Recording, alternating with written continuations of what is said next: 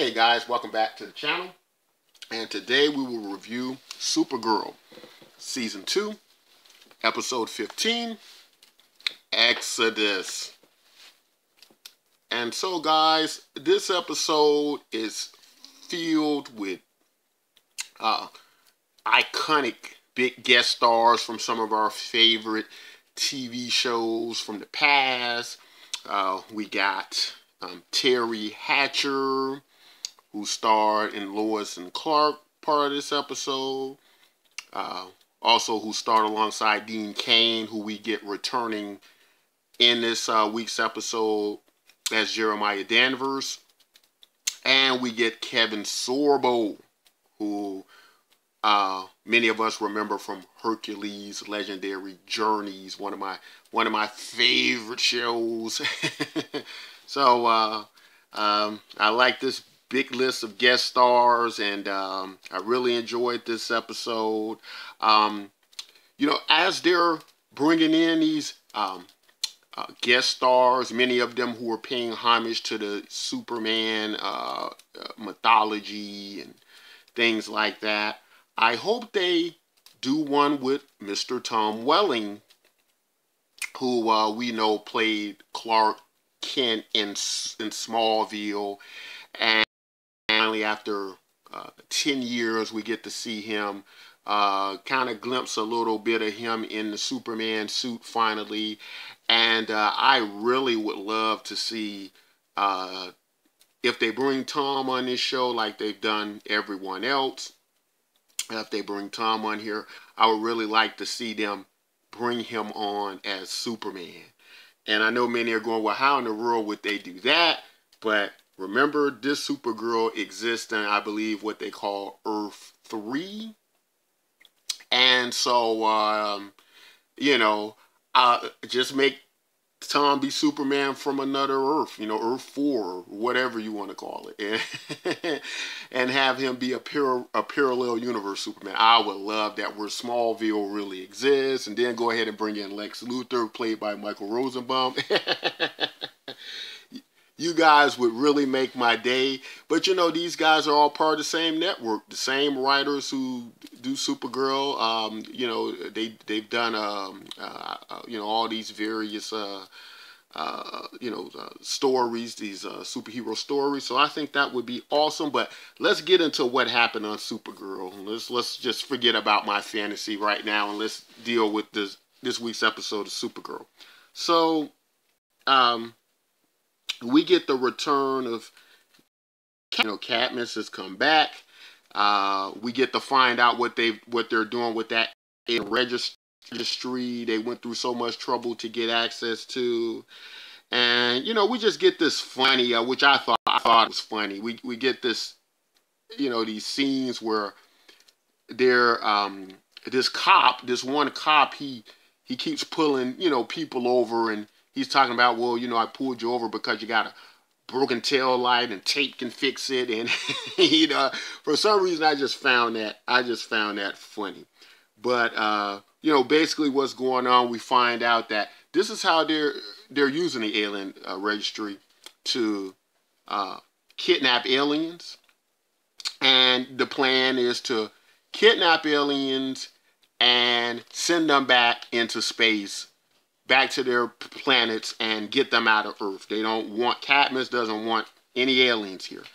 And, you know, I was wondering what they were going to do with the registry, but we get to learn in this episode that, you know, whereas I did think the original plan was probably just going to be to annihilate and murder all of the aliens that are on Earth, that they decide to deport them.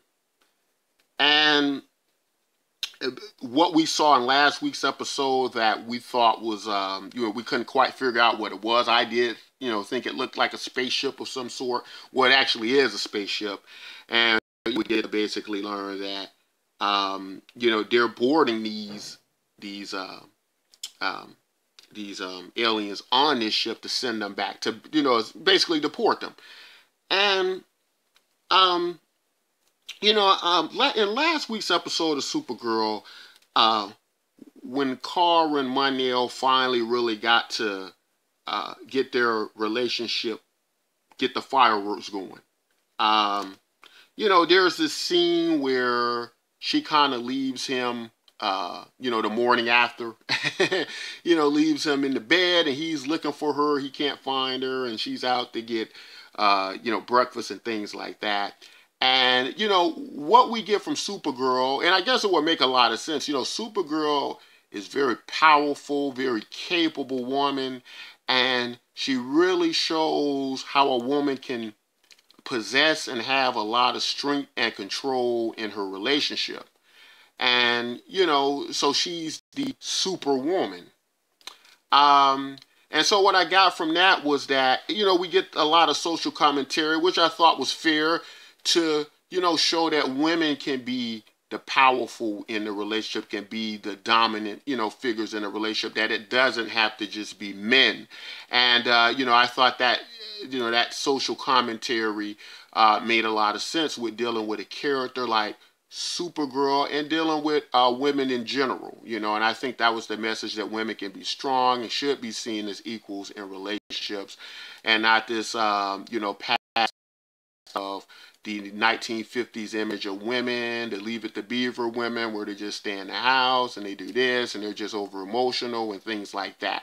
So I thought in last week's episode we got to see, some commentary on that. And in this week, with the alien deportation, a lot of stuff that's going on in our world today, in our political landscape, with, the Trump administration, immigration has been a big, a part of the conversation.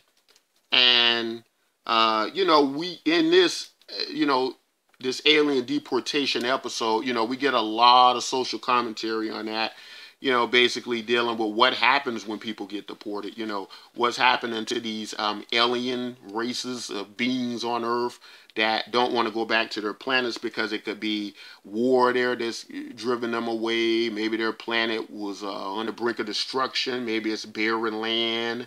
And so a lot of parallels there, a lot of, information going there with what's going on in our world and what's going on in Supergirl's world and in their environment.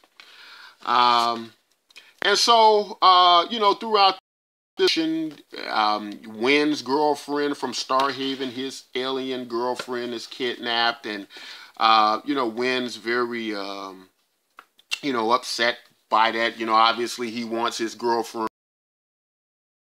He kind of takes it out on Alex a little bit, because he knows that Jeremiah is involved with Cadmus, and so he knows that he's a participant in everything that's going on.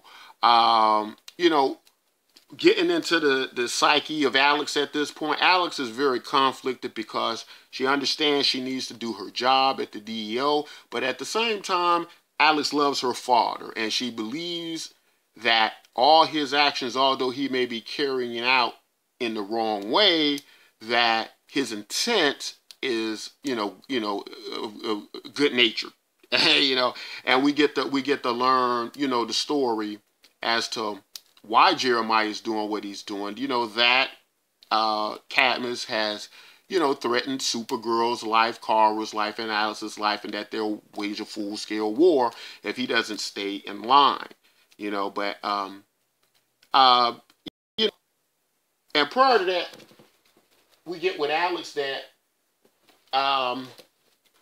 she really wants to believe her father, and the DEO John is concerned about where will Alex be able to do her job, under the circumstances of the things that's going on with Jeremiah. So, we get to see he pretends to be Jeremiah Danvers just to see if Alex could be, swayed into assisting Jeremiah in some way. Alex, of course, because of her conflict, and her and Maggie, they're off in this episode to team up together. Maggie still believes in her, and that was interesting. I kind of like to see that Maggie was the ride or die partner for Alex. That, although everything that Supergirl and John was saying was correct, that despite it all, she was gonna be there with her girlfriend and believe in her girlfriend. So I like that. I liked how Maggie kind of stepped up, either or, and got involved and decided to support Alex, and Alex goes in by herself to to stop Cadmus. And we also got to see that through the process of trying to stop Cadmus, that she was able to get Jeremiah to make the decision that they have to stick together. That despite what the consequences are, that when that time comes, that they'll fight and protect each other best they can, despite Cadmus threats. And so, me personally, I felt like, Alex and Supergirl have, already been under a lot of threats and dangers, where that Jeremiah wasn't part of, and, are going to continue to be, under such danger. So with that storyline, as far as Jeremiah saying, I'm doing all of this to protect you guys, I kind of thought that was kind of a weak line. Although I understand the power of Cadmus, maybe he looked at it like this time they're going up against something that they won't be able to deal with. But, at the same time, Jeremiah has been out of the girls' lives. He's not able to see how competent they are and how powerful they've become and capable people they've become with dealing with tough situations. And, unfortunately, they didn't really get a chance to convince him of that in the earlier episodes. But, if he's, being able to, gather information on them, which I'm going to assume that maybe he wasn't. Maybe a lot of the threats they faced, because they had the threat with the Kryptonians, last season, these very severe threats, that world-ending threats and things like that. It's like, where was he then? So, but anyway, that's basically, why, we understand that's why he's doing all these things. But, Alex, he was finally able to make the decision where they were going to do things the right way and do the right thing, which I thought made a lot of sense for their characters with everything they've been through and things like that. So he ends up having to face off against Cyborg Superman. Now, my issue with Cyborg Superman is that they need to do a little bit more, with his appearance, because I don't know, he kind of looks like Phantom. He kind of got this Phantom of the Opera thing going on, but come on, let's invest a little bit more in Cyborg Superman's. Everybody else has got a pretty cool look, every other villain and things like that. Let's try to do a little bit better with Cyborg Superman, Phantom of the Opera thing happening. I like to see that. And so he's facing off with with Jeremiah Danvers. We got all of that, and we got Supergirl. She was able to stop the deportation spacecraft from leaving the planet and leaving the solar system and light speed jump to another part of the galaxy. And so through a great display of strength, she's able to do that under the encouragement of Alex. But I thought this was a good episode. I enjoyed this episode, guys. Didn't really have a lot of complaints with this episode. Thought it was a good show. We got to see in the end, we know that we have these alien group of people looking for Mon-el. And they get unmasked. We get to find out that it's actually Terry Hatcher, and it's also Kevin Sorbo, Hercules, Legendary Journeys, and Lois and Clark actors. And I really liked it. I liked how we got some hints to as who they may be. We got is Your Highness. They were calling him Your Highness, so we know that there's some type of royalty. And, you know, kind of has me in mind going back to when the alien race that was bowing to Mon-el and was saying don't harm Mon-el. I don't know why I always forget this race of alien beings, but it'll come back to me. But anyway, you know, so they're headed to Earth. But we also noticed this. We also noticed that, you know, they're noticing changes in themselves and in their bodies. They're talking about they feel so different. They feel so strong as they're getting closer to Earth. So, like all of that, let me give my speculations and some theories. I think it's going to mostly be some repeat things of what I said in some earlier Supergirl episodes. But let me talk about my theories as to what's going on with that, who these people are, and what we can expect. So, you know, let's connect the dots. There's some type of royalty. They're looking for Mon-el. You know, some speculation that Mon-el is the prince of Daxon. Could they possibly be his mom and dad? And my speculation is yes. They're his mom and dad. Apparently, and the queen of Daxon didn't die.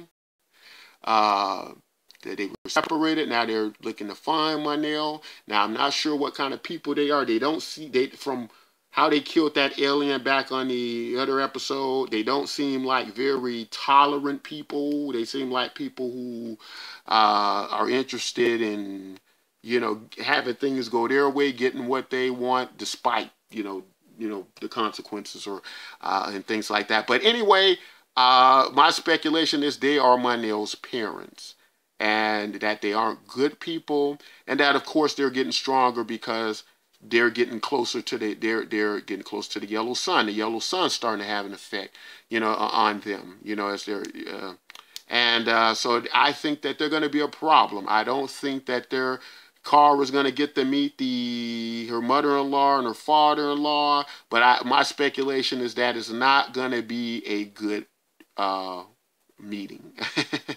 So like this week episode, guys, I hope you all enjoyed it as well. Don't forget to like and subscribe. And until next time, guys, take care.